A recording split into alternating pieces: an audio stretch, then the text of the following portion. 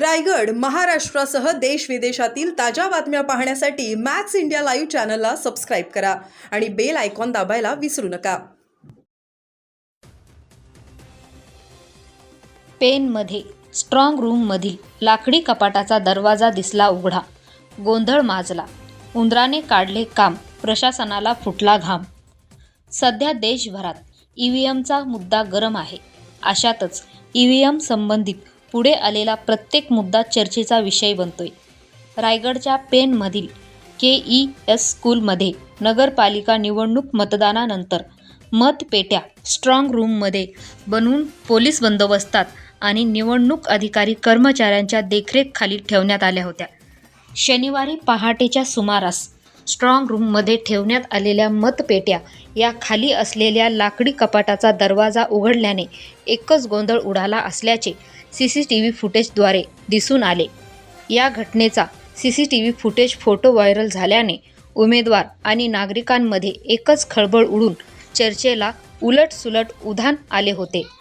यानंतर तहसीलदार तानाजी शेजाळ आणि अधिकारी वर्गाने स्ट्रॉंग रूम येथे येऊन CCTV फुटेज आणि घटनास्थळी पाहणी करून उंदरामुळे लाकडी कपाटाचा दरवाजा उघडला असल्याचे सांगण्यात आले। तसेच CCTV फुटेजमध्येही निदर्शनात आल्या असल्याचे निवडणूक अधिकारी तानाजी शेजाळ यांनी माहिती देताना सांगितले।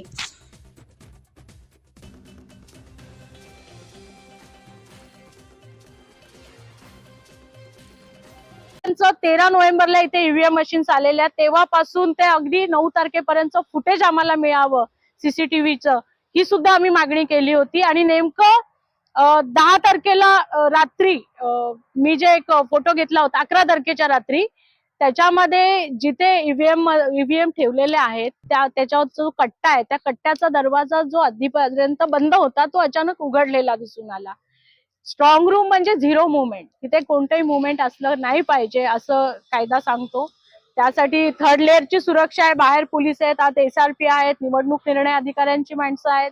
अशी थर्ड लेअरची सुरक्षा असताना सुद्धा हा दरवाजा नेमका कुणी उघडला याची तक्रार हे लक्षात आम्ही आणून दिलं। रात्री, कालच्या रात्री 12 तारखेच्या साधारण 11 वाजता, 11:15 वाजता मी आरोंना तो मेसेज केला, ते फोटो पाठवले आधीचे आणि नंतरचे, इथल्या PI ना सुद्धा पाठवले। मी इथे असताना रात्री 1 वाजता DYSPची इथे व्हिजिट झाली, त्यांच्याही हे निदर्शनास आणून दिलं आणि त्यांना सांगितलं की तुम्ही जे डायरीमध्ये नोट करता त्यामध्ये माझी तक्रार आणि मी जी सूचना करते की हे बदल दिसतायत, नोट करा। त्यांनी ते केलेलं नाही। जेव्हा आम्हाला काहीच उत्तर येत नाहीये लक्षात आलं, तर आम्ही हे फोटो सार्वजनिक केले की हे ईव्हीएम च्या स्ट्रॉंग रूम मध्ये काही संशयास्पद हालचाली दिसतायत। त्यानंतर आरोनचा आम्हाला सकाळी फोन आला की आपण 3 वाजता ते बघूया काय झालेलं आहे। 3 वाजता का, म्हणजे रात्री 11:15 वाजता आम्ही तक्रार केलेली आहे, तब्बल 16 तासानंतर आम्हाला इथे या असं सांगण्यात आलं। आम्ही इथे 1 वाजल्यापासून आलेली आहे दुपारी। एक व्यक्ती अमोद मुंडे म्हणून आहेत, त्यांनी इथे आल्यानंतर संतोष शृंगारपुरेजी यांना सगळ्यांना आम्ही काही विचारलं नाही, त्यांनी सांगितलं की नाही मी येऊन बघितलंय, 4:15ला तिथे उंदीर आलेला दिसतोय। ते कोण आहेत, त्यांना कोणी जबाबदारी दिली? अधिकृतरित्या आरो सांगतील ना, त्यांच्याकडे DVRचा ऍक्सेस कसा काय? आम्ही आरोंना हे प्रश्न उपस्थित केले की साहेब तुम्ही सांगा ना, हे कोण आहेत सांगणारे, यांच्याकडे कोणती जबाबदारी आहे? तर त्यांचं असं म्हणणं पडलं की त्यांना आम्ही CCTVचं कॉन्ट्रॅक्ट दिलंय।